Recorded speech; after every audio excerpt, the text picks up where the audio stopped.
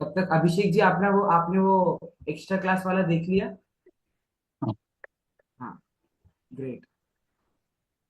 Preparation कर रहे हो आप लोग? Study is going on, Poonam ji? जी सर। तत् और वो मैं सरनाम याद करने की कोशिश कर रही हूँ सर, वो बहुत मुश्किल लग रहा है। सहता उते वाला। तत् और अतत जो स्त्रीलिंग हाँ पुल्लिंग और नपुंसकलिंग के हाँ छेद, वो हाँ याद हाँ ही नहीं हो हाँ। रहा सर वो। करते करते। करे मैं करे। लिख लिख के कोशिश कर रही हूँ सर, पर देख लो, सर्वनाम के अगर नहीं होंगे तो चलेगा भी एक बार। लेकिन उसके पहले जो बाकी शब्द जो है, बालक बालिका फल, भगवान वो शत्रु सर मुझे वगैरह। लिखते हुए ना मैं कंप्लीट लिख सकती हूँ, हाँ एक दो मिस्टेक आती है, पर वो सुनाने के ठीक, टाइम पे एकदम चलेगा क्लियर नहीं। चले। कोई बात नहीं, आपसे लिखते हुए भी आ रहा है ना, तो बस कोई बड़ा इश्यू नहीं है, हो जाएगा वो भी क्लियर। ओके। सो आप लोग के सामने प्रत्यय हम ट्राई करेंगे, आज हम कवर अप करें और खत्म करें प्रत्यय। लास्ट कौन सा पढ़ा था हमने? तव्य और अनियर प्रत्यय पढ़ा था सर। अनियत प्रत्यय उत्तर। ठीक है।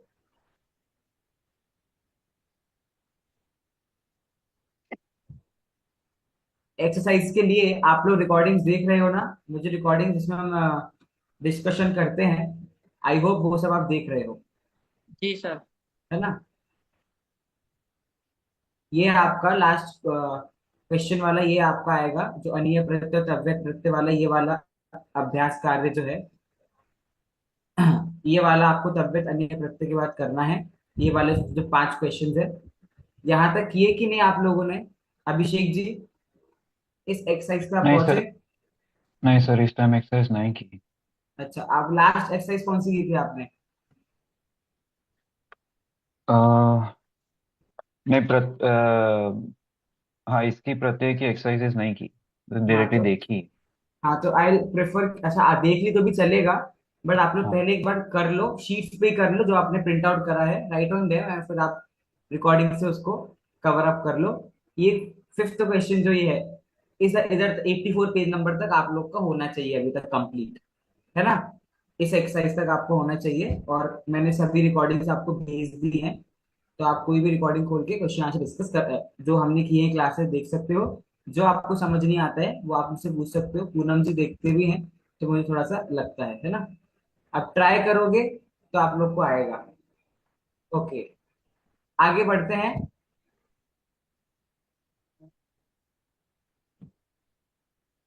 अगला प्रत्यय सर है। वो हाँ, नाम क्या है आपने बोले?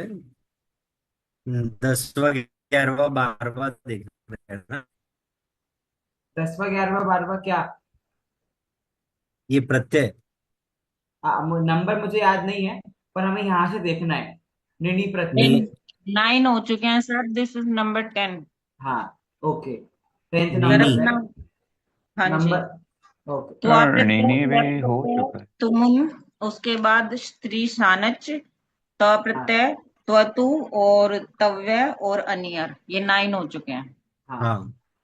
अच्छा, ओके ओके।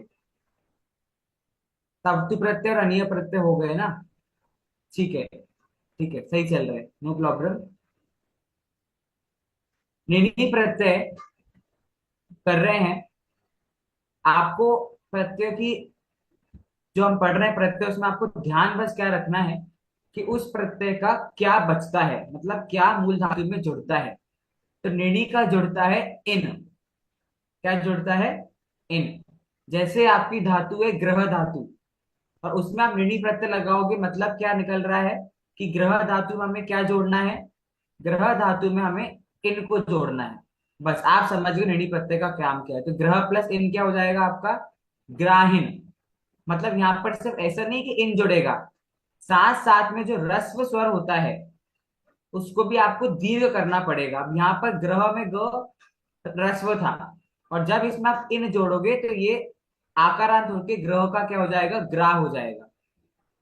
क्योंकि टेक्निकली तो क्या बनना चाहिए था? ग्रह प्लस इन, ग्रहीन बनना चाहिए था, है ना? लेकिन ये ग्राहीन कैसे बच गया?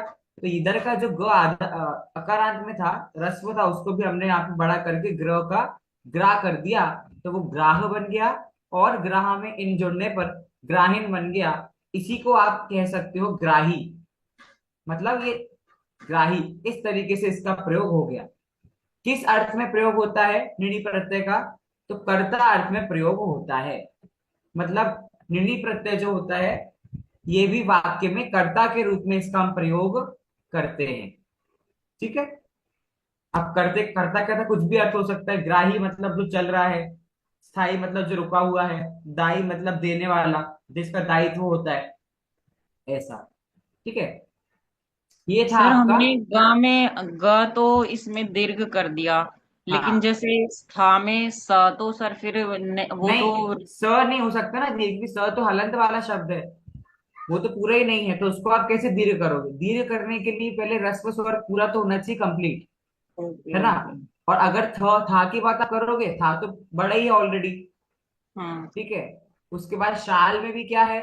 शाल में भी शाह आपका ऑलरेडी आकारांत ही है, बड़ा है। और दाम में भी दीर्घ। आकारांत ऑलरेडी दीर्घ है, तो यहाँ पर हमें दीर्घ नहीं करना पड़ेगा। लेकिन ग्रह में क्या था, वो दीर्घ नहीं था, तो इसलिए ग्रह को हमने बड़ा करके ग्राही कर दिया। ठीक है सौरभ जी।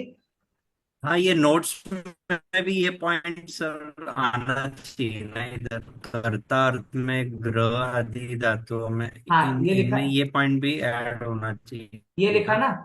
अगर कर्ता ये इसकी विशेषता है तो। विशेषता है, और यही अर्थ भी है इसका, है ना? मतलब ग्राही मतलब कोई ऐसा कुछ, जैसे हमने अनियर वगैरह में अर्थ निकाला था ना हमने, कि अनियर मतलब चाहिए होता है, पठनीय इसको पढ़ना चाहिए, तो ऐसा कोई इसका अर्थ नहीं है, ये तो कर्ता अर्थ में है। तो जो भी स्त्रीलिंग, जो स्त्रियां हैं जिनके नाम में भी ई लगा हुआ है, तो वो सारे के सारे क्या है, इन प्रत्यय से, निड़ी प्रत्यय से वो सारे शब्द बने हैं। ठीक है, इसमें इतना ही था। अगले, जैसे मैंने आपको पहले ही बता चुका हूं कि जो प्रत्यय हम लोग पढ़ रहे हैं, ये किसी ना किसी जो ग्रुप्स बन रहे हैं प्रत्ययों के, किसी ना किसी बेसिस पे आप एक साथ चार चार पांच पांच प्रत्ययों को पढ़ रहे हैं। तो आज हम जिन प्रत्ययों को पढ़ रहे हैं, ये है कर्ता अर्थ वाले प्रत्यय। मतलब ये सारे के सारे प्रत्यय जो अभी हम पढ़ रहे हैं, ये सारे कर्ता अर्थ में प्रयोग होंगे। एक निर्णय हमने पढ़ लिया। अगला पढ़ता है नेवुल। क्या नाम है इसका? नेवुल। पढ़ाऊंगा मैं पूरा पूरा, बाकी एग्जाम में आपको सिलेबस दे उसमें से ही आएगा, ठीक है, लेकिन पढ़ाऊंगा मैं पूरा। निवोल का क्या बचता है? तो निवोल का बचता है अक। क्या याद रखना है आपको निवोल में? अक बचता है, मतलब जिस भी धातु में आप प्रत्यय कर रहे हो, जैसे आप पच धातु में प्रत्यय कर रहे हो, तो निवोल जुड़ेगा वहां, मतलब आप क्या जोड़ोगे? अक। सेम चीज यहां पर भी आपको ध्यान रखनी है। प जो है आपका रस्व है, ये प आपका बड़ा होके क्या बन गया? पा। ठीक है, तो पच क्या हो गया? पांच। और निवोले मतलब क्या जुड़ेगा? अक जुड़ेगा। तो पांच प्लस अक क्या हो जाएगा? पांच कह। ठीक है। सर न्युअल क्या है, न्युअल का अर्थ क्या निवोल है? प्रत्यय है, कर्ता अर्थ में प्रयोग होता है निवोल प्रत्यय। और निवोल का बचता है अक। जो पुल्लिंग आपके कर्ता होते हैं ना, प्राचक, शाही, सारे पुल्लिंग शब्द है। तो पुल्लिंग शब्द जो कर्ता अर्थ में प्रयोग होते हैं और जिनके अंत में अकह आता है, ऐसी धातुओं में निवोल प्रत्यय लगने के कारण से वो कर्ता बन पाते हैं। तो ये जो कर्ता अर्थ वाले प्रत्यय हैं, इनका कोई पर्टिकुलर अर्थ नहीं है। इन सब, पाचक का अर्थ अलग है, श्रावक का अर्थ अलग है, पाठक का अर्थ अलग है, नर्तक का अर्थ अलग है। अलग अलग अर्थ क्यों है? क्योंकि ये सारे कर्ता हैं, और कर्ता तो अलग अलग ही होते हैं। लेकिन ये शब्द बने कैसे सारे के सारे? तो ये सारे शब्द निवोल प्रत्यय से बने हुए हैं, क्योंकि निवोल प्रत्यय में अक बसता है। ठीक है। एक और बात आपको ध्यान में रखनी है, अगला एग्जाम्पल जो है शू प्लस निवोल, उसमें ऊ किस में बदल गया? अब में। संधि हुई है यहाँ पर। किसी को पता है ऊ अब में किस संधि से बदल जाता है? ऊ का अब, अयादि संधि, है ना? अब, आव, आय, आय, ये चार कंडीशन आपकी अयादि संधि से होती है। ठीक है। अगला एग्जांपल देखो, पठ प्लस निवोड। सेम चीज, जो पठ यहाँ पर था, उस प को इन्होंने क्या कर दिया यहाँ पर? दीर्घ कर दिया। तो क्या हो गया? पाठक हो गया। अगला नृत्य था, नीचे री लगी हुई थी, उस री को इन्होंने क्या बना दिया आगे जाके? रेफ बना दिया। तो नर्तक में ये रेफ बन गया। हमने रिवीजन जब किया तब मैंने आपको बताया था पूरा, है ना? री का यहाँ पर ऊपर रेफ के रूप में र बन गया वो। लिख था, लिख का ई का क्या हो गया? ए हो गया। वृद्धि संधि सर हो गई यहाँ। सर बोलिए। ये लिख नृत ये सब धातु है ना? हाँ, ये सब धातु हैं। तो धातु क्रिया रूप होती है ना? नहीं। हाँ, बिल्कुल सही बात है, क्रिया रूप होती है, लेकिन यहाँ पर निबुल प्रत्यय लगने से वो कर्ता बन गई ना। यही तो हाँ। बात है। निबुल ओके। प्रत्यय का काम ही है कि वो उसको कर्ता बना देता है। गुड। जैसे लिख का लेख हो गया, वैसे ही सिच का सेचक हो गया। ठीक है। बाकी अगला कंडीशन, प्र प्लस आप प्लस निबुल में प्र तो क्या है आपका, उपसर्ग है ना, ये तो आपको पता है। प्र उपसर्ग है, आप धातु है, निबुल प्रत्यय से क्या बन गया, प्रापक बन गया। इस तरीके से सब पूरे पूरे आपके ये सारे धातुओं में जब निबुल प्रत्यय लगा, अक जोड़ने से वो सारा आपको कर्ता के रूप में प्रयोग होता है। ठीक है। ये सब शब्द देखिए। हंता। ओके। निबुल प्रत्यय के बाद हमारा अगला प्रत्यय है त्रिच प्रत्यय। कौन सा प्रत्यय अगला, त्रिच। त्रिच। त्रिच प्रत्यय का भी सेम काम है, यह भी कर्ता अर्थ में प्रयोग होता है। लेकिन निबुल प्रत्यय और त्रिच प्रत्यय में अंतर क्या है, तो निबुल प्रत्यय आपका अकारांत पुल्लिंग शब्द को बनाता है। त्रासक, प्रापक, सेचक, ये सब शब्द रूप किसकी तरह चलेंगे, बालक की तरह। राइट। लेकिन त्रिच प्रत्यय जो आपका कर्ता बनाएगा, वो आकारांत स्त्रीलिंग के कर्ता को बनाएगा। मतलब स्त्रीलिंग के कर्ता अगर आपको बनाने हैं, आकारांत स्त्रीलिंग बनाने हैं, तो आपको त्रिच प्रत्यय लगाना पड़ेगा। और अगर आपको पुल्लिंग के कर्ता यूज करने हैं, तो आपको निबुल प्रत्यय लगाना पड़ेगा। ये हंता, जेता, श्रोता, इनके रूप किस तरीके से चलेंगे, बालिका की तरह, है ना। और जो निबुल प्रत्यय से हमने शब्द बनाए, प्रापक, त्रासक, नायक, ग्राहक, ये सारे शब्द रूप किसकी तरह चलेंगे, तो बालक की तरह। एंड में इनके अकह अक है ना, तो ये अकारांत हो गए। और त्रिच के अंत में क्या है, आ है। हंता, जेता, श्रोता, इनके अंत में आ लगा हुआ है। कर्ता दोनों ही है, कंडीशन अलग अलग है। कि निबुल प्रत्यय के कर्ता सारे अकारांत पुल्लिंग वाले कर्ता है, और त्रिच प्रत्यय के कर्ता सारे आकारांत स्त्रीलिंग के कर्ता है। क्योंकि कर्ता तो पुल्लिंग भी हो सकते हैं, स्त्रीलिंग भी हो सकते हैं, है ना। डिफ्रेंशिएट कैसे करेंगे, तो निबुल प्रत्यय आपका अकारांत पुल्लिंग कर्ता बनाएगा, और त्रिच प्रत्यय आपका अकारांत आकारांत स्त्रीलिंग की कर्ता बनाएगा। त्रिच का क्या शेष होगा, तो ता। हाँ। ठीक है। ता। तो हन प्लस त्रिच का हंता, जी प्लस त्रिच का जी का जे कर दिया, जेता, श्रु प्लस त्रिच का श्रोता। इस तरीके से आपके निबुल प्रत्यय और त्रिच प्रत्यय का यूज होता है। सर ठीक तो है। फिर ऊपर फॉर एग्जांपल हाँ अगर ऊपर जाएंगे जो नृत्य था तो उसमें हाँ नृत्य था तो नर्तकः बना तो फिर हम्म। स्त्रीलिंग बनेगा नर्तिका। आप देखिए, नहीं। नहीं, नर्त ऐसा नहीं है, धातु भी अलग अलग है। ये जो नित धातु है ना, इसका इस स्त्रीलिंग में रूप बनेगा नर्तकी। तो नर्तकी जो स्त्रीलिंग में रूप बनेगा, वो आकारांत नहीं, वो इकारांत होगा। तो वो त्रिच प्रत्यय से नहीं बनेगा, अभी अगला प्रत्यय हम पढ़ने वाले हैं, उससे अच्छा। बन जाएगा, है ना। अलग अलग होता है। अगला प्रत्यय है आपका तिन प्रत्यय। क्या नाम है इसका, तिन प्रत्यय। इसका क्या शेष बचेगा, इसका बचेगा ती। क्या शेष बचेगा, ती।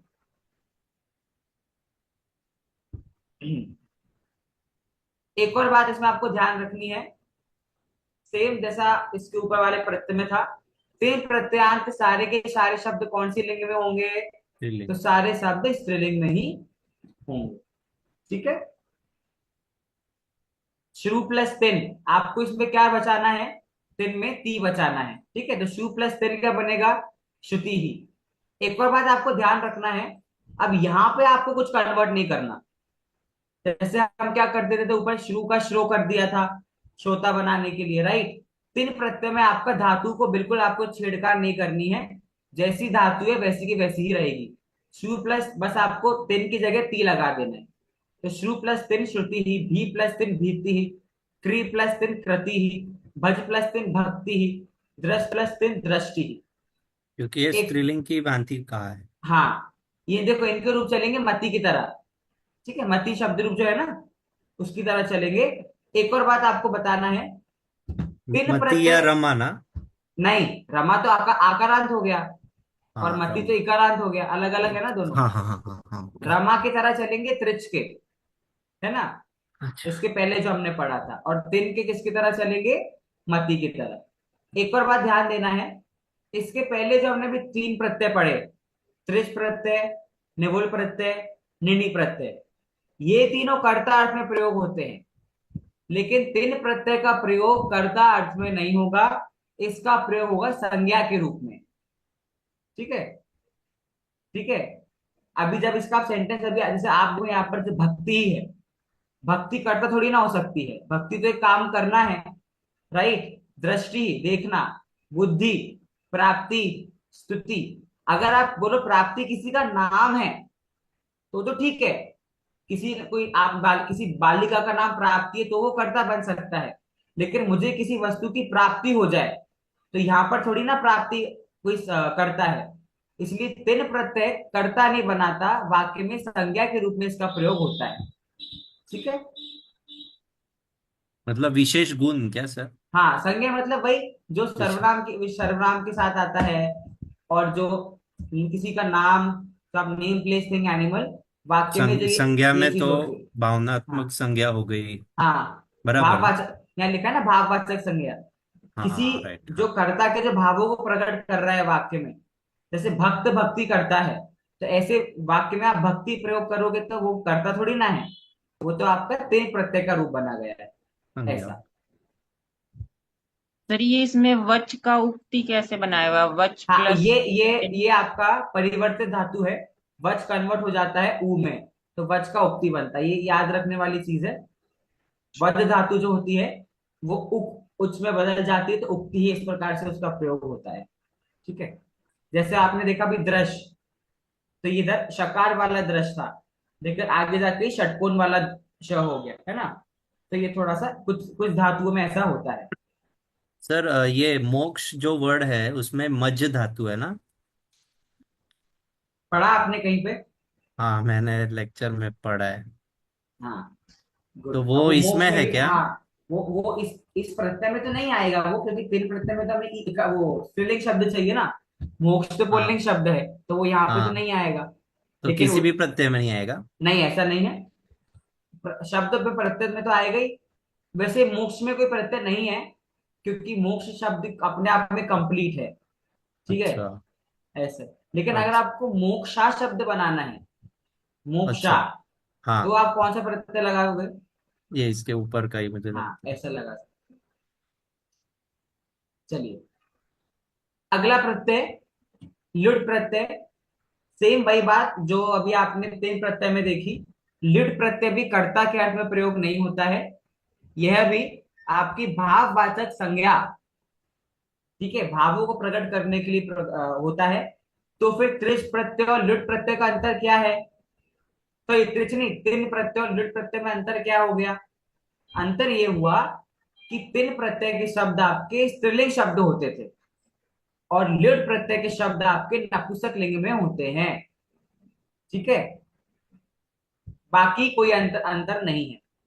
तो इसका मतलब क्या हुआ? इसका मतलब ये हुआ कि तिन प्रत्यय के शब्द मति की तरह चल रहे हैं, तो लुट प्रत्यय के शब्द किस तरह चलेंगे? फल की तरह, क्योंकि नपुंसक लिंग है ना, तो फल की तरह। और लुट का क्या बचता है? जैसे तिन का ती बचता था, लुट का बचेगा अन। क्या बचेगा लुट का? अन। मतलब मूल धातु में आपको अन को जोड़ना है। तो पा प्लस लुट पानम, अन जुड़ गया ना। शु प्लस लुट श्रवणम, गम प्लस लुट गमनम। अच्छा, मेरा क्वेश्चन ये है कि अगर लुट का अन बचा है तो गम प्लस लुट तो गमन होना चाहिए, गमनम कैसे हो गया? आधा इसमें। नहीं तो वो म को ने पूरा कर दिया, अन के ने पूरा कर दिया, और न आ जाता तो गमन आना चाहिए ना, गमनम क्यों हो गया? पर भी सब श्रवणम, सब म तो सर लगा वो ही है दीर्घ, वैसे। दीर्घ हो गया शायद। हाँ, किसका दीर्घ? म तो हलंत में है। माँ का। हाँ, वो म का दीर्घ नहीं हुआ, म हलंत में था, म में अन जुड़ गया ना, अन, तो अ ने मिलके उसको पूरा कर दिया। सिंपल सी बात है कि लुट प्रत्यय का प्रयोग नपुंसक लिंग में होता है ना, फल की तरह। फलम फले फलानी, तो नपुंसक लिंग में गमन, गमन शब्द क्या बनेगा? गमनम, है ना। इसलिए वो इस तरीके से लिखा गया है, क्योंकि इस प्रत्यय का प्रयोग आपका नपुंसक लिंग में ही होता है। ठीक है। बस सारे धातु इस प्रकार से यहाँ पर लिखी। प्रत्यय में आपको कुछ याद नहीं रखना है, बस उस प्रत्यय का क्या बचता है इतना याद रखना है। फिर आपके सामने कोई भी धातु आ जाए, आप उसको जोड़ दो, आपको पता है लुट प्रत्यय में अन बचता है। अब उनने का लिख प्लस लुट का रूप बनाओ, तो आप बना दोगे लेखनम। ठीक है। सर इन्होंने फिर अनम लिखना चाहिए था ना। नहीं, लुट प्रत्यय का तो अन ही बचेगा। लुट के स्थान पर तो अन का आदेश ही होता है, लेकिन नपुंसकलिंग जैसे फल, फलम फलम फलम फले फलानी आप चलाते हो ना, तो हम्म। मूल शब्द तो फल ही है, तो मूल हम्म। शब्द तो अन ही है, लेकिन नपुंसकलिंग होने के कारण फल को हम फलम बोल देते हैं। इसलिए नपुंसकलिंग होने के कारण से वो पान का पानम, श्रवण का श्रवणम हो गया। हाँ ठीक तो है, अपना अपना उद्देश्य सर नपुंसकलिंग ही है तो अन। नपुंसकलिंग ही है। हाँ तो ठीक है। अन में म भी जोड़ देते थे ना तो नहीं, अनम। ऐसा नहीं होता, क्योंकि लुट प्रत्यय की जगह पे तो अन ही आएगा। ये आपका मूल शब्द बना रहा है। दा प्लस लुट आपका दान ही मूल शब्द बन गया। लुट लुट प्रत्यय का काम है वो आपको मूल शब्द बना देगा दान। अब आगे आपको नपुंसकलिंग में कन्वर्ट करने के लिए उस दान को दानम कर, वो लुट प्रत्यय का काम नहीं है। वो तो अन ही आएगा, लुट प्रत्यय की जगह पे तो अन ही आएगा। बट सिंस अच्छा। उसका यूज नपुंसकलिंग में होता है, तो हम फल फलम नहीं चलाते, हमें फल को फलम करना ही पड़ता है, वैसे हमें दान को दानम करना ही पड़ेगा।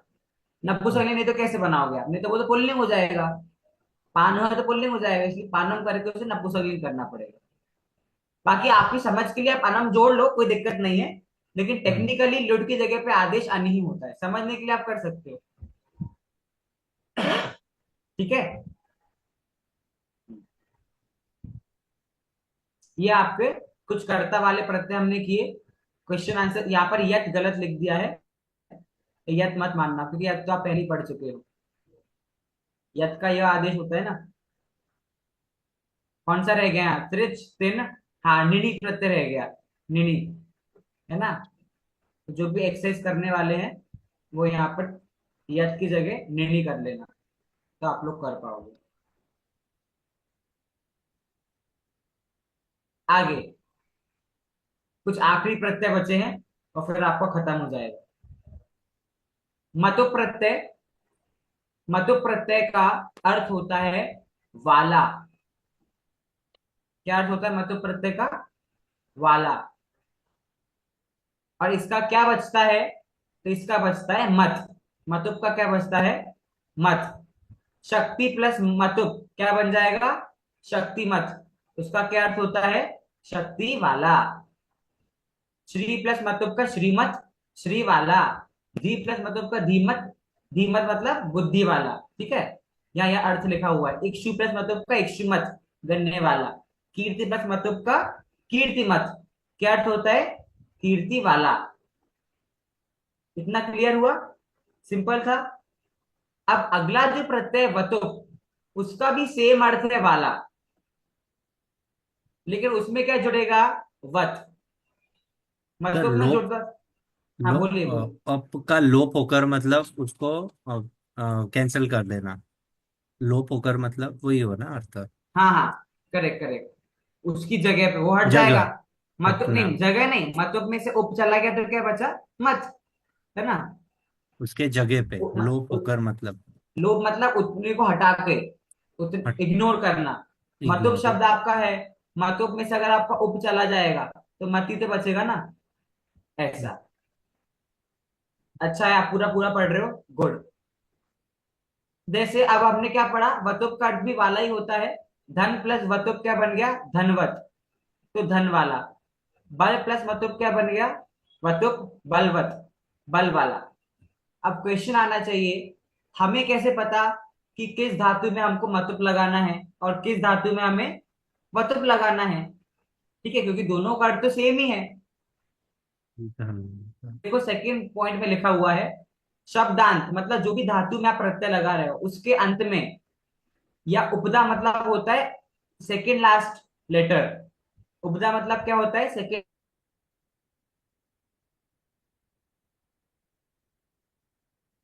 लेटर, सर लास्ट आपकी लेटर आवाज अगर कट हो रही है। आ या म है। क्या बोला? आपकी आवाज कट हो रही थी, वापस बताओ। हाँ, अभी आवाज आ गई। हाँ हाँ। हाँ, कैसे पता करेंगे कहाँ वतुप है कहाँ मतुप है? अगर जो आपकी धातु है जिसमें आप प्रत्यय को जोड़ रहे हो, उसके आखिरी वर्ड में या उपधा मतलब क्या? सेकेंड लास्ट, उपधा मतलब सेकेंड लास्ट लेटर, और शब्दांत मतलब लास्ट लेटर। उस धातु के लास्ट लेटर में या सेकेंड लास्ट लेटर अगर अ है, आ है या म है, तो आप वतु प्रत्यय लगाओगे। और अगर धातु में इन तीनों के अलावा कुछ और है, लास्ट या सेकेंड लास्ट लेटर, तो आप मतुप लगाओगे। फॉर एग्जाम्पल, धन शब्द है आपके पास, धन के एंड में क्या है, अ है कि नहीं है, है ना। हम्म। हम्म। न प्लस अ से न पूरा हुआ, तो मतलब यहाँ पे कौन सा शब्द आएगा, ओ। ओ। वतुप। वतुप प्रत्यय यहाँ पे वतुप आएगा, है ना, धनवत। लेकिन ऊपर आप देखो, ऊपर क्या था, कीर्ति। यहाँ पर एंड में क्या था, ई था, मतलब अ आ या म नहीं था। तो अ या म नहीं होने से हमने मतु प्रत्यय लगा दिया, और अ आ या म होने से हमने वतु प्रत्यय लगा दिया। बाकी दोनों का अर्थ एकदम सेम है।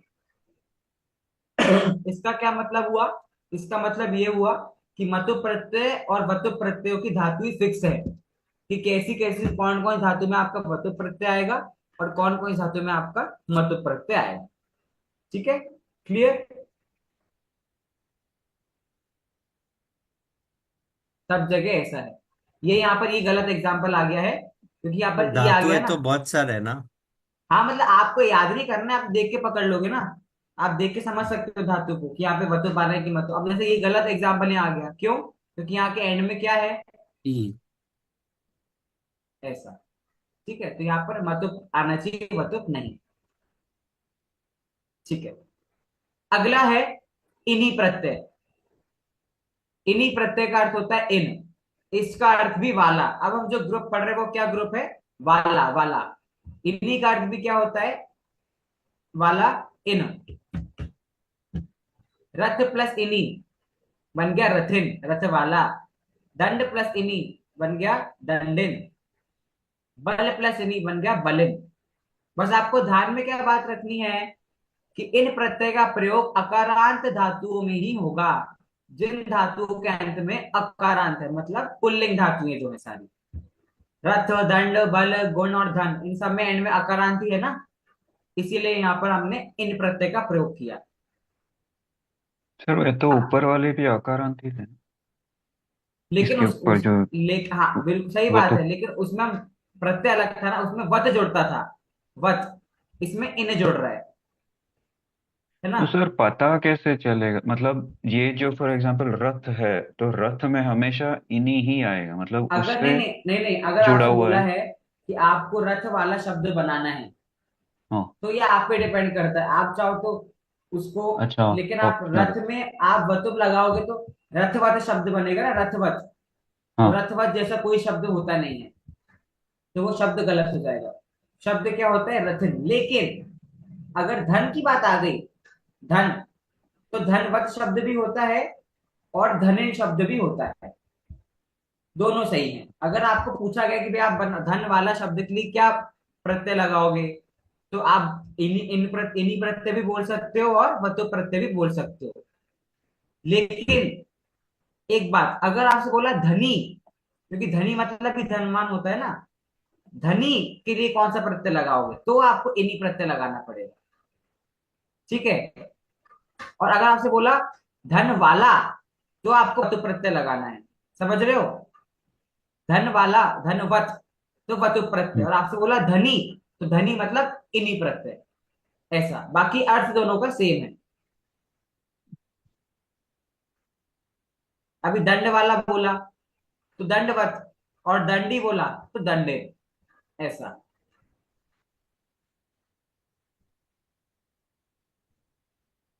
हाँ, अब आगे कुछ तीन प्रत्यय कंपैरिजन वाले प्रत्यय हैं। तरप, तरप प्रत्यय का क्या बचता है, तर। देखिए डेफिनेशन इसकी इंपॉर्टेंट है, क्या लिखा है, दो में, मतलब कंपैरिजन हो रहा है दो चीजों में, दो में किसी एक को बेहतर बताने के लिए तरप प्रत्यय का प्रयोग किया जाता है। जैसे एग्जाम्पल देखो आप, राम लक्ष्मणयोः रामः प्रशस्यतरः आसीत्। राम लक्षण में सप्तमी विभक्ति है ना यहाँ, राम लक्षण में राम, राम और लक्ष्मण में राम प्रशस्यतर अधिक प्रशंसा के योग्य थे। थे क्यों लगाया, क्योंकि आसित लगा हुआ है ना।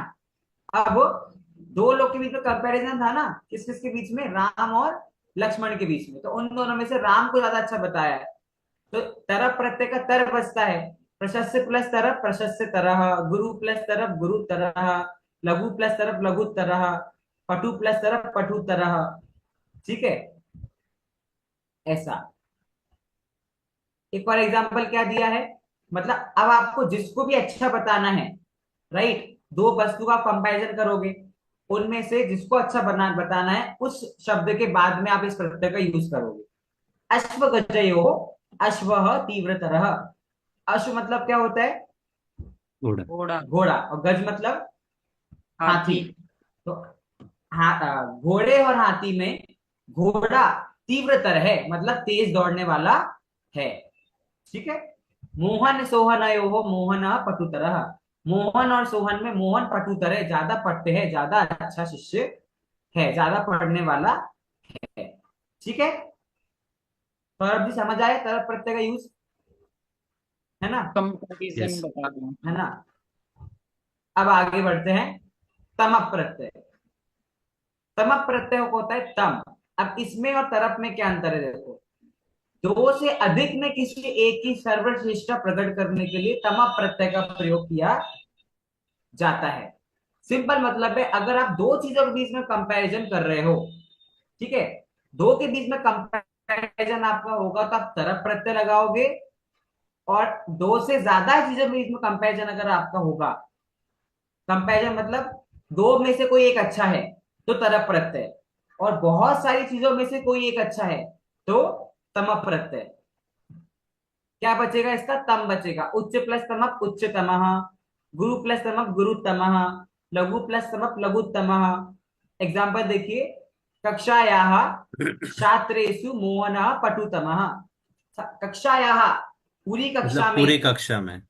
है ना, पूरी कक्षा में, पूरी कक्षा के छात्रों में, कक्षा या षष्ठी विभक्ति है ना, कक्षा के छात्रेषु मतलब सभी छात्रों में, मोहन, मोहन पटुतम, मोहन सबसे अधिक पढ़ने वाला है। ठीक है, ओवरव्यू से बोला है, मतलब पूरे ग्रुप ओवरऑल, में से। हाँ, हाँ, ओवरऑल, करेक्ट, हाँ। करेक्ट, है ना। और इसमें ऐसे समझ सकते हो कि तरफ प्रत्यय में थोड़ा अच्छा है, तमप में थोड़ा और अच्छा उत्कृष्ट। है, गुड, उत्कृष्ट। बेटर, और अगला प्रत्यय जो है मयट, ये बेस्ट। बेस्ट है। ठीक है, प्रचुरता के अर्थ में मयट प्रत्यय का प्रयोग किया जाता है। ठीक है, जैसे शांति प्लस मयट शांतिमय, आनंद प्लस मयट आनंदमय, कि राम शांतिमय, इतने सब लोगों में एक राम ही है जो शांति वाला है, जो अपने मन में शांति रखता है। या एक और चीज का मयट प्रत्यय काम करती है विकार अर्थ में, विकार अर्थ में प्रयोग करती है, मतलब विकार अर्थ मतलब क्या होता है, अलग करने के लिए, है ना। किसी वस्तु जब आपको अलग करना हो तो भी आपका मयट प्रत्यय का प्रयोग उसमें किया जाता है। लक्षण जैसा काम करता है ना, कि आप सब सुखमय, राम सुखमय अन्य ना, राम ही सुखमय है, बाकी लोग सुखमय नहीं है। तो इस तरीके से अलग करने के अर्थ में भी मयट प्रत्यय, गुड बेटर बेस्ट, गुड मतलब तरफ, बेटर मतलब तमक, और बेस्ट मतलब मयट प्रत्यय। मयट का क्या बचता है, मय बचता है। अण प्रत्यय कुछ नहीं है, अण प्रत्यय का सिर्फ अ बचता है।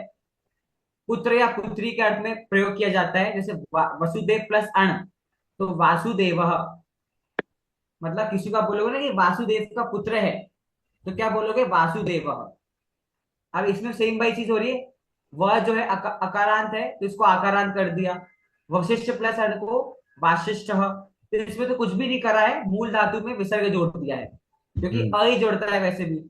विश्वामित्र वैश्वामित्र, अश्वपति आशुपतः, यद प्लस अण यादव, वासुदेव कृष्ण पूज्य अस्ति। वासुदेव कृष्ण, वासुदेव और कृष्ण पूज्य हैं। ठीक है, अण् प्रत्यय सिंपल है, इसमें कुछ भी नहीं है।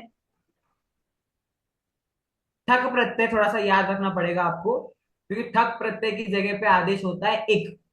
अब ठक प्रत्यय में कहीं पर भी ई नहीं आया है, पर ये आपको याद रखना है कि ठक प्रत्यय जहां भी आएगा मूल धातु में आपको इक जोड़ देना है। ठीक है, किस अर्थ में, भाव अर्थ में। ठीक है, किसी की फीलिंग्स जो है, जैसे वाच प्लस ठक बन गया वाचिक, तो जो बोलता है, बोलने वाला वो वाचक। बोलिए दिया जी, कहिए। जो पहले वाला सेंटेंस हम देख रहे थे जिसमें वो पूज्य अस्थि, और उसमें हाँ, और कहाँ पे है इस और सेंटेंस में? देखिए, और इसमें है नहीं, लेकिन इसका अर्थ ऐसा आएगा, वासुदेव कृष्ण वासुदेव कृष्ण पूज्य है। वसुदेव कृष्ण कहते हैं ना, हिंदू लोग कहते हैं ना वसुदेव कृष्ण पूज्य है। लेकिन हाँ। अगर आपको और लगाना हो तो आप कौन सा अव्यय लगाओगे और लगाने के लिए? च। पढ़ा है ना हमने, अव्यय में च हाँ अव्यय पढ़ा है ना। जिन हाँ। दो चीजों के बीच में आपको और लगाना है उसके बाद में, तो वासुदेव कृष्णश्च, ये वासुदेव कृष्ण च, च लग जाने तो से और च अर्थ आ जाएगा। तो हाँ, च च कृष्ण में जुड़ जाएगा। कृष्ण के बाद वासुदेव कृष्ण च पूज्य अस्थि, वासुदेव और कृष्ण, च सर हमेशा ऐसा क्यों बाद में नहीं हो लगेगा। सकता? अच्छा, बाद में कैसा? लगता है क्या? हाँ, ये नियम है, बीच में नहीं आता।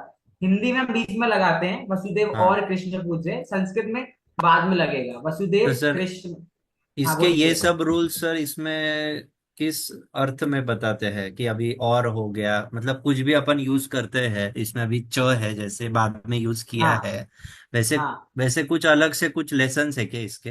नहीं लेसन नहीं है ये, तो जब हम अव्यय पढ़ते हैं ना च का, तभी हाँ पढ़ाया जा, मतलब ये सिर्फ, ये तो एक एक्सेप्शनल केस है च वाला, कि इसको हाँ। हम दो के बाद में लगाएंगे। धीरे धीरे यूज करोगे, आप पढ़ोगे जब चीजों के बीच में ना उनको, तो अपने आप समझोगे च हमेशा दो चीजों के बाद में लगा हुआ है, बीच में कभी भी नहीं लगता है।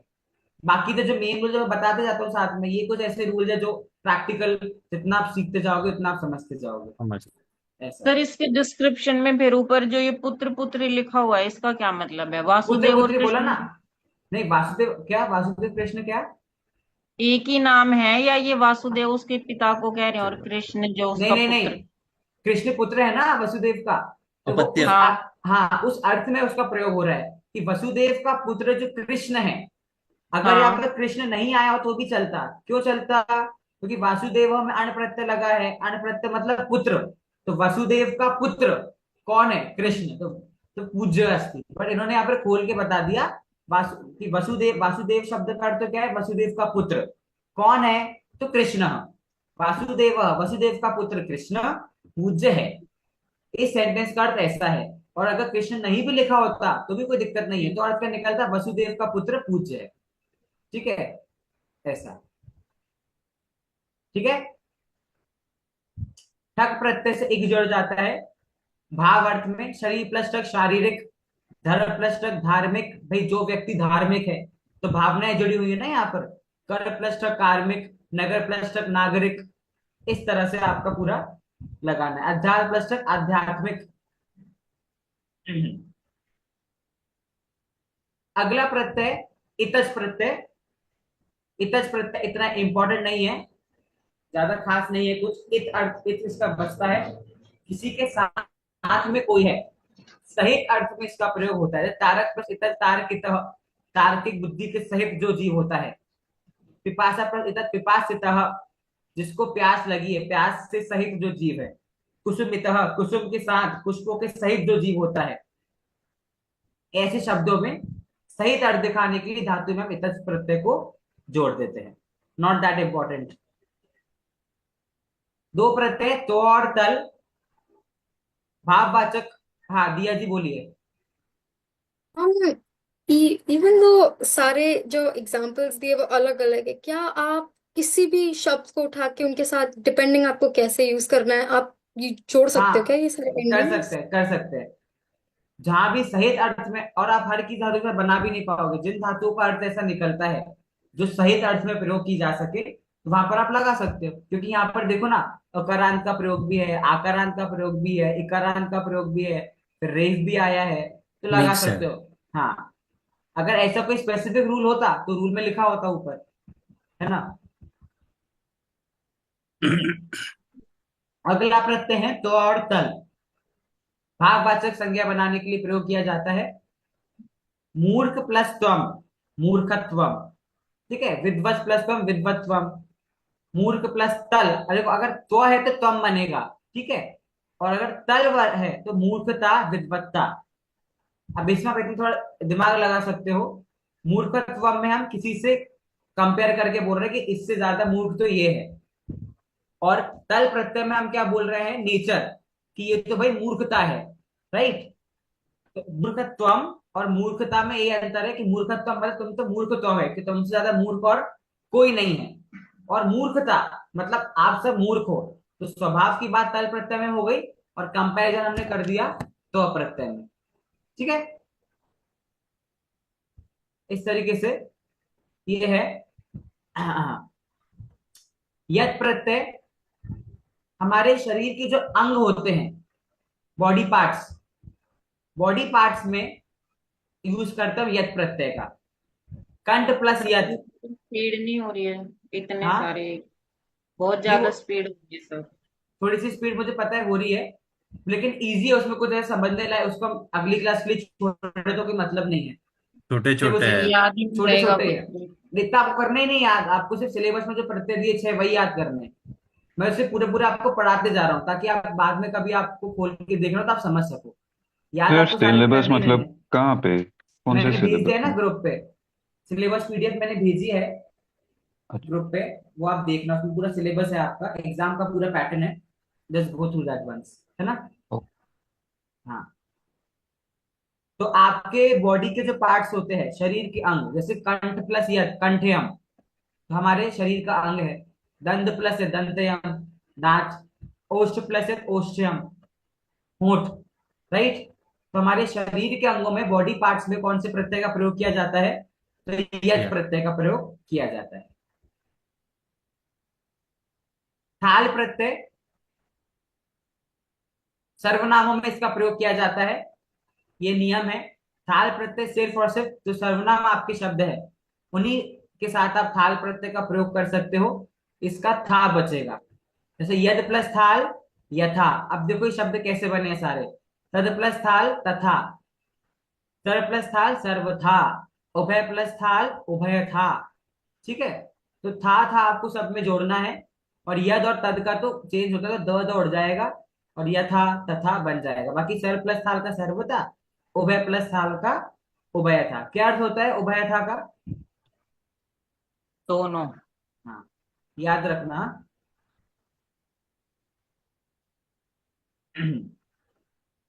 अब ये जो तहसील प्रत्यय दिया हुआ है ना आगे, ये एक बड़ा अजीब सा काम करता है।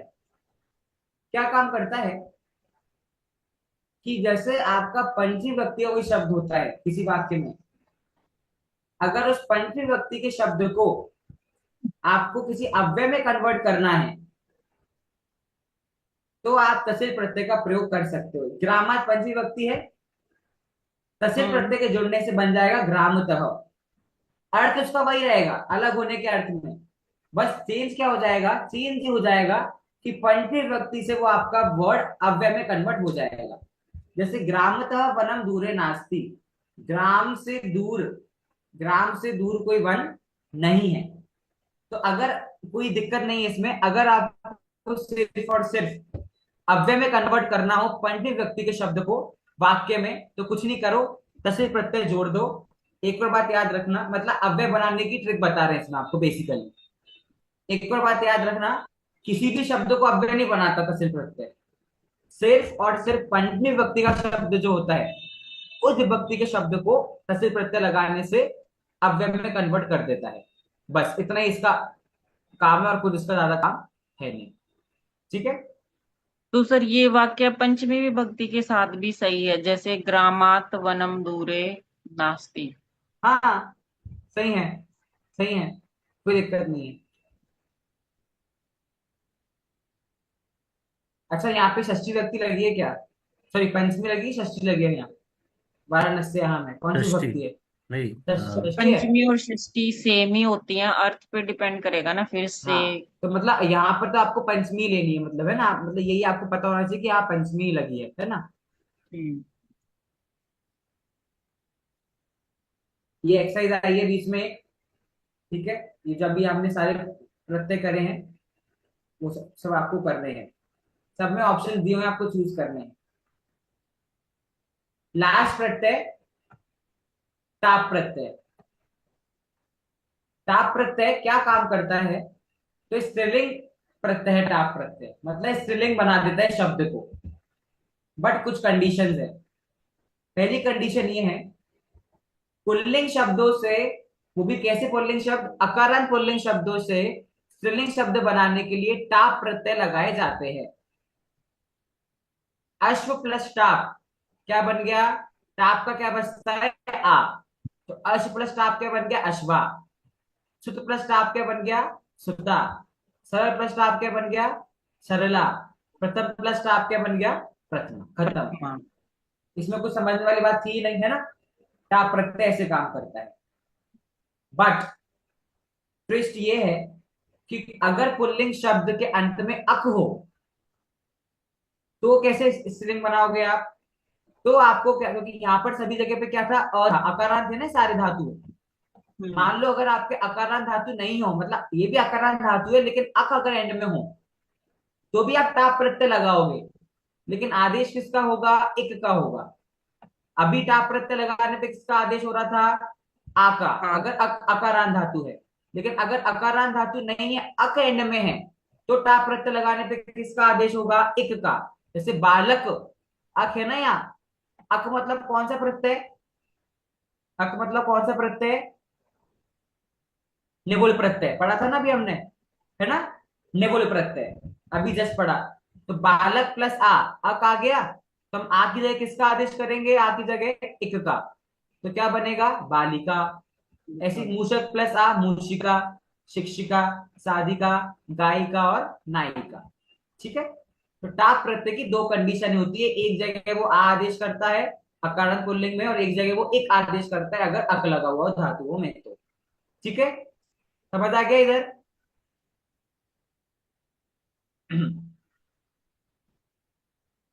अगर निकारांत हो आपका शब्द हो या फिर नकारांत हो, तो इस स्त्रीलिंग में बदलने के लिए आप कौन सा प्रत्यय लगाओगे, ई प्रत्यय।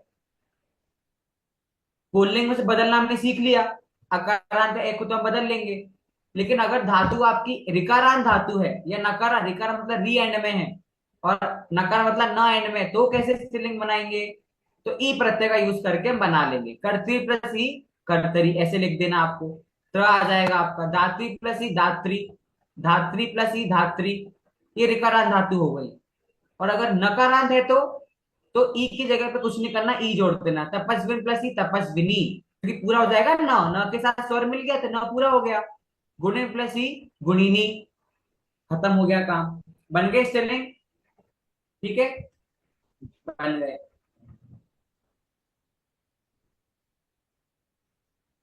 अभी सारे एग्जाम्पल आपके किसके हैं, ई के। नद प्लस ई, नदी। देव प्लस ई, देवी। भयंकर प्लस ई, भयंकरी। गोप प्लस ई, गोपी। ठीक है, इस सब शब्दों में अगर आपको स्त्रीलिंग करना तो ई प्रत्यय जोड़ दो। त्रिलोक प्लस ई, त्रिलोकी। पंचवट प्लस ई, पंचवटी। गच्छत प्लस ई, गच्छन्ति। अब गच्छत का गच्छन होता है ना, ये बात ध्यान रखना। गच्छति नहीं होगा, गच्छन्ति होगा। अगर त लगा है ना एंड में धातुओं में और ई प्रत्यय लगाना है तो त की जगह न कर दो। गच्छन्ति, वदन्ति, दर्शयन्ति। ठीक है। और श्रीमत प्लस ई बन गया श्रीमती।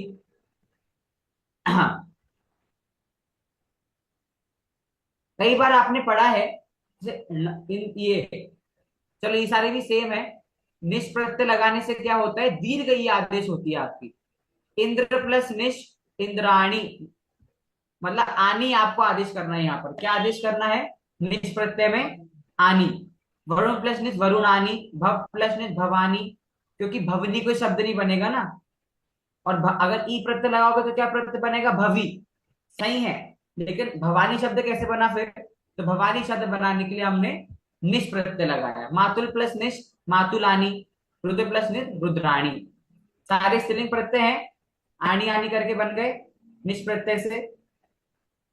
लास्ट प्रत्यय ती प्रत्यय, युवन शब्द। और एक युवन शब्द इकलौता ऐसा शब्द है, अकेले एक शब्द के लिए प्रत्यय आया आपका, ती प्रत्यय।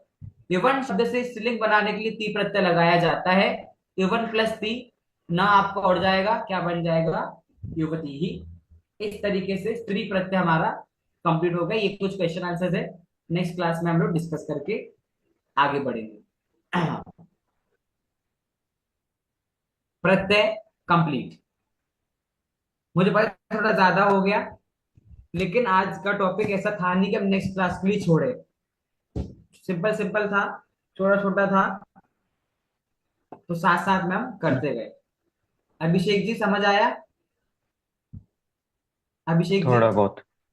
थोड़ा बहुत श्री प्रत्यय में थोड़ा सा कंफ्यूजन हुआ होगा, बट ऐसा कुछ डिफिकल्ट नहीं लगा होगा। नहीं विल मतलब गेट समझ, दैट। हाँ, समझ तो सब कुछ आ जाता, लेकिन वेरी गुड। रिटेंशन भूल नहीं जा। होता। It it takes time. होगा वो। आप लोग सिर्फ एक्सरसाइज कर रहे हो कि नहीं? मैं चाहता हूँ आप एक्सरसाइज सॉल्व करो। वो अभ्यास आप लोग करोगे तब आपको समझ आएगा, तब आप उस क्वेश्चन को देखने के लिए उस प्रश्न के बाद वापस जाओगे, तो आपको याद आएगा अच्छा हमने क्लास में से पढ़ा था। But if you do nothing after the class, तो फिर वो पक्का भूल जाओगे। है ना सौरभ जी? हाँ सर। है ना? अच्छा, अब नेक्स्ट एक्स्ट्रा क्लास में चाहता हूँ कि आप लोग आ सको, जैसे अभिषेक जी आप आ सको, ऐसी टाइम आप बता दो, अगर दिया जी भी आ सके तो, क्योंकि एक पेपर सॉल्व करेंगे हम नेक्स्ट एक्स्ट्रा क्लास में, तो उसमें आप लोग आ सकोगे तो आप लोग को आइडिया लग जाएगा। So when do you think we can take an extra class? Sunday को सर आप लोग आप, 2 क्लास अटेंड कर पाओगे क्या? हाँ संडे को 2 क्लास अटेंड कर पाओगे? Because I think you guys have your office और something like on weekdays. Sir थोड़ा डिफिकल्ट है। नेचुरोपैथी की होती है ऑलरेडी। सर तो वैसे संडे कर को रहने सकते हैं दो। लेकिन 20 तारीख को नहीं कर सकते। हाँ ठीक है, फ्राइडे की करेंगे फिर। 7 बजे जो टाइम रखा था वही कर लेंगे, है ना? उसमें पेपर डिस्कस करेंगे। टेक्निकली आई थिंक हमारे पास एक ही संडे है, नेक्स्ट क्लास ही बस बाकी है हमारे पास, यस है ना? सर। तो मेन टॉपिक्स तो हमारे हो गए हैं। नेक्स्ट क्लास में थोड़ा सा समाज समझा कर आपको फिर हम रिवाइज करेंगे। बाकी अगर सिर्फ आप लोगों को संडे बैच को अगर आप लोग को चाहिए हो अलग से क्लास, तो आप लोगों को बता देना, उसका हम कुछ कर लेंगे। बिकॉज आप लोग के पास सिर्फ एक क्लास ही बाकी है ना, तो इफ यू फील तो उस अकॉर्डिंग कर ले। आज तो मैं कुछ और नहीं पढ़ा रहा हूँ क्योंकि आज वैसे मुझे पता है ओवर हो गया है, बट मैं खुद पर्सनली आपकी एक और क्लास लेना चाहता हूँ, मुझे एक दो टॉपिक क्लियर करने हैं, दैट्स वाई। तो वीक में कब ले सकता हूँ बिफोर संडे? आप लोग सर कब फ्री जो होते हो? दूसरे बैच के लेते हो उसी के साथ मर्ज कर लो, क्योंकि टाइम बड़ा मुश्किल है इधर उधर होना, क्लासेस सर, हम मंडे इतनी और लेते। वेनसडे नहीं हाँ चाहिए। तो हाँ ठीक है, चलेगा। Monday Wednesday. ठीक है, तो मर्ज होके चलेगा ना बेस्ट, क्योंकि उधर हम वही स्टार्ट कर रहे हैं। गुड। नहीं तो नहीं नहीं आप सर, लोग कल मंडे। 7 बजे लिंक भेज दूंगा मैं। सर हाँ मंडे। मंडे को नहीं, हमारा 8 बजे क्लास रहता है, परमागम। हाँ, कल नहीं, सॉरी, परसों, परसों हाँ, ट्यूसडे। ट्यूसडे ट्यूसडे को। कल और नहीं, फ्राइडे होती है ट्यूसडे। ना वो। Sir Tuesday. कितने बजे, हाँ हाँ वो हाँ, क्लास कितने बजे होती? शाम को 7 बजे। 7 बजे शाम को। तो उसमें क्या है, आप साथ में ही चलेंगे, उसमें एक दो टॉपिक पॉलिश करके कंप्लीट करना है मुझे, तो आप लोग भी ज्वाइन हो जाना। प्रत्यय आपके भी हो गए, उनके भी हो गए। कुछ क्वेश्चन डिस्कस करेंगे हम नेक्स्ट क्लास में, तो आप भी करके आना प्रत्येक क्वेश्चन आंसर्स, तो वो डिस्कस भी हो जाएंगे। ठीक है सौरभ जी? हाँ सर। करके सर आप। आओगे ना? हाँ सर, वो बोला नेक्स्ट आपके जो जो क्लासेस है ना, वो जून से है कि मई से? नहीं, मई से तो नहीं है, मई में कुछ भी नहीं है। मई में तो मैं खुद फ्री नहीं हूँ, और जून में भी नेक्स्ट बैच तो आई थिंक जुलाई तक ही चालू होगा। तो जून में आप लोग को ही वापस से ज्वाइन करा के हम लोग किसी ग्रंथ का संस्कृत श्लोक उठा लेंगे, टीका उठाएंगे, उनका अर्थ करना सीखेंगे। नहीं, संस्कृत जून का में पूछ रहा हूँ। संस्कृत न्यू बैच तो जुलाई से चालू होगा, और जहां तक ये मुझे पता है। सेम संडे से होगा, संडे का होगा कि अलग डेज रहता है? तो देखते हैं, अभी कुछ डिसाइड नहीं है। आप लोग का जैसा रिस्पॉन्स गया है, जैसा होगा उस अकॉर्डिंग कर लेंगे। ठीक है। अच्छा। Yes sir. हाँ, वो आपसे पूछ के होगा सारा, ऐसा टाइम आप लोग को लगता है मेजोरिटी उसका। चलेगा ठीक है। सर। मैं क्लास पर श्लोकों का अर्थ करना, ठीक है? अभी एग्जाम दे के आप फ्री हो जाओगे, तो फिर हम सिर्फ लर्निंग करेंगे बस जून में, और कुछ नहीं। ठीक है, तो आप लोग पॉसिबल हो तो ट्यूसडे फ्राइडे को ज्वाइन हो जाओ। कुछ एक दो टॉपिक्स बस बचे हैं, जो एक ही दिन के टॉपिक है, 1 घंटे में हो जाएंगे वो क्लासेस में। तो वो आप लोग करके you can start preparing for exams also, right? तो वो हो जाएगा। ठीक है। Yes sir. जी तो सर। खत्म करते हैं।